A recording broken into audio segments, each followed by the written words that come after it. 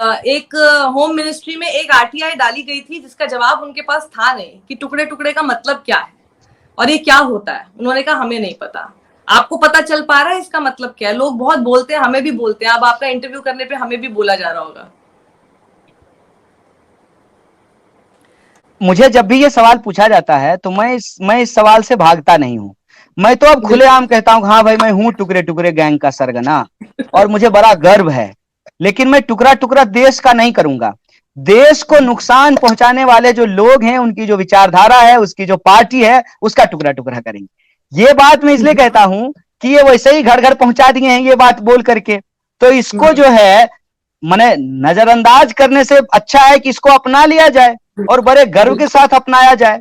और उसकी वजह यह है कि मैं आम के पेड़ के नीचे खड़ा होकर के कहूं कि ये बबूल है, बबूल है, बबूल है, तो आम बबूल नहीं हो जाएगा। और बबूल के पेड़ के नीचे खड़ा होकर के कहें कि आम है, तो वो आम नहीं हो जाएगा। बबूल से कांटे ही निकलेंगे और आम के पेड़ से आम ही निकलेगा। हम देश के लिए जीने मरने वाले लोग हैं। हमारा परिवार देश के लिए जिया मरा है, स्वतंत्रता आंदोलन में शामिल हुआ है। आज भी हमारे घर के लड़के जो हैं वो फौज की नौकरियां करते हैं। मेरी माँ एक साधारण आंगनवाड़ी केंद्र में जो है वो पढ़ाती हैं। किसी की पैरवी सिफारिश से नहीं, बड़ी मेहनत करके जो है जेएनयू संस्थान में एडमिशन लिया है, वहां से अपनी पीएचडी की है। तो जिसको जो कहना है कह दे, उनके कहने से तो हम हो नहीं जाएंगे। और बड़े जो है गर्व के साथ, स्वाभिमान के साथ हमने इसको अपना लिया है।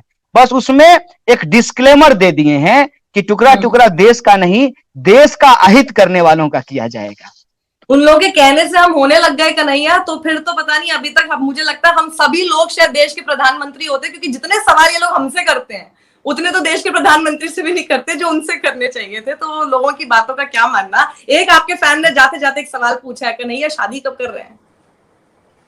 ये बड़ा जरूरी सवाल है। देखिए, एक ऐसा सवाल है ना जिसका जवाब मेरे पास नहीं है, क्योंकि इसमें सिर्फ मैं शामिल नहीं हूं। शादी करने के लिए सामने भी तो कोई होना चाहिए ना। तो मेरे सिर्फ चाह लेने से तो ये होगा नहीं। सामने से ऐसा प्रस्ताव अभी आया नहीं है। जब आ जाएगा तो हो जाएगा। इसमें जो है, अच्छा मैं ये भी नहीं कह रहा हूं कि मैं इसलिए नहीं कर रहा हूं कि जो है मुझे देश का प्रधानमंत्री बनना है, ऐसी कोई ख्वाहिश नहीं है। शादी एक व्यक्तिगत मसला है और राजनीति करना एक सामाजिक जिम्मेवारी है। मैं इस दोनों चीजों को आपस में मिलाता नहीं हूं।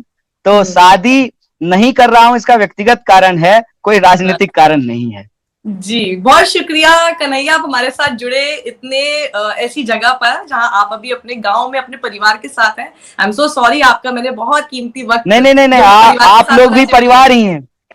आप भी परिवार ही हैं। इस लड़ाई में आप सब भी परिवार के सदस्य हैं। आपके सारे दर्शक भी परिवार के सदस्य हैं। सबको हमारा बहुत बहुत धन्यवाद, बहुत बहुत शुक्रिया। और आने वाले त्योहारों के लिए अभी से ही बधाई। बहुत बहुत धन्यवाद।